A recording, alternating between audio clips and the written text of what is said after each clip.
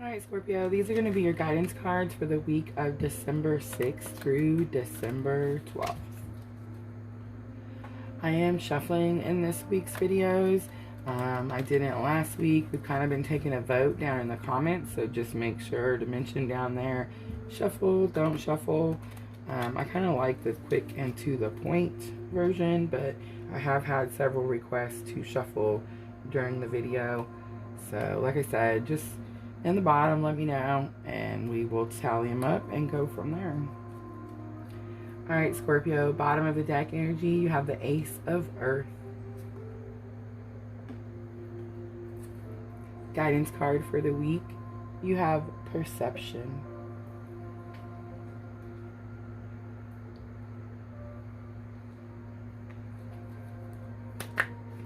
I want to mention too, if you haven't got a chance to watch that video I posted about the lunar eclipse in Gemini, the full moon, just make sure to watch that video, because this week the cards are coming out still with that energy, and it kind of will be in that energy until that new moon arrives in Sagittarius, right, on the 14th.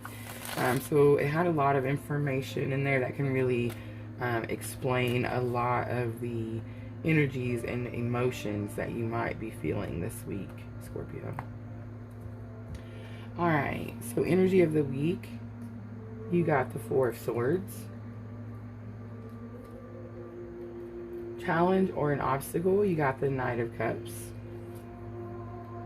A lesson you've already learned that can help you, you got the Wheel of Fortune. And outcome for the week, wow, Scorpio, there's your card, the Emperor. Alright. I am going to add the Moonology Oracles as a permanent part of the weekly guidance videos. I brought them in around the new moon in Scorpio, just because those emotions and energy was so intense. They really helped. Kind of, the oracles are more worded messages to the point. Then as tarot cards, we kind of have to see how it fits in our life. Oracle messages come from spirit, or the universe, or God, however you want to label it. And it's just a lot easier and quicker to the point. And we will turn that one over last. Alright, Scorpio, let's get started. So, energy of the week, you got the Four of Swords. The Four of Swords will be coming up in a lot of my readings, and it's just because we are in that time, that period from where we did all that purging of past hurts with the full moon lunar eclipse in Gemini. So now we're waiting for that new energy, the new blessings to come in with the new moon in Sagittarius. And I know that the solar eclipse really has a lot to do with that also. So if you don't know about that, just make sure to do a little research, and you'll be able to see kind of like why these things are happening. But right now we're all healing. We're all kind of laying it down. We all had a way of how we thought things were going to go, and I feel like worldwide we got 2020 showed us that that is not going to happen, and things are going to be different. So right now I feel like we're all in that energy where we're kind of laying our swords down, we're resting, we've just purged all these hurtful emotions, and we are just preparing ourselves for the new energy so that we can come into 2021 a little bit more successful than we came into 2020, right? And then a challenge or an obstacle you might face, you did get the Knight of Cups. So Knight of Cups, Cups is love. Cups are your emotions, and Knights are usually messengers. They bring in messages. Knight of Cups is someone who, it could be described as a Prince Charming. And it's also, it could be a romance proposal.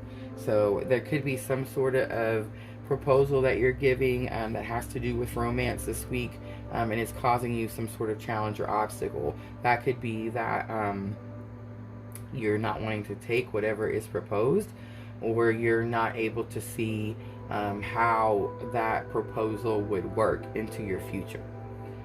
And the lesson you've already learned that can help you with that challenge or obstacle, you got the Wheel of Fortune. So the Wheel of Fortune is all about things turning in your favor, but it's also about divine timing, right? So I feel like with this being in your lessons already learned, it's telling you that it's something not necessarily in your control. It's got something to do with timing, when something's going to turn, when something's going to change and come your way.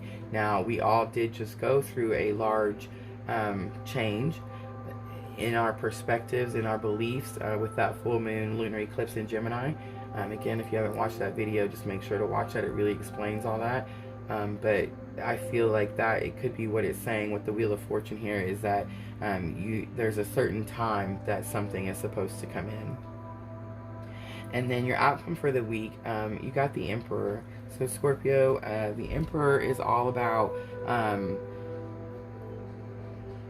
it's all about respect, leadership.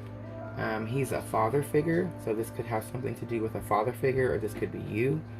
But he is someone who is found control. He's found his contentment. So whatever this is coming in this week, at the end of the week, you're going to have this Emperor energy where you feel like you're in charge. You're finally in charge of the situation, and maybe things have started to turn in your favor. And then the bottom of the deck energy, you got the Ace of Earth. And the Ace of Earth, I just want to read a couple of keywords. Bottom of the deck really kind of tells you what it is you're supposed to do with your guidance card. So with the Ace of Earth, keywords are new beginnings, goals, motivation, desire, preparation, opportunity, security, a potential reward. It says starting anew, new financial or career opportunity. So this could be work related. This could have something to do with a career. You're changing jobs, you're going to a new place. Making preparations, planning for the future, and material gain. And then your guidance card was perception. So I feel like it's going to have something to do with how you have, what your perception is of those things that I just listed. But let's see what number 21.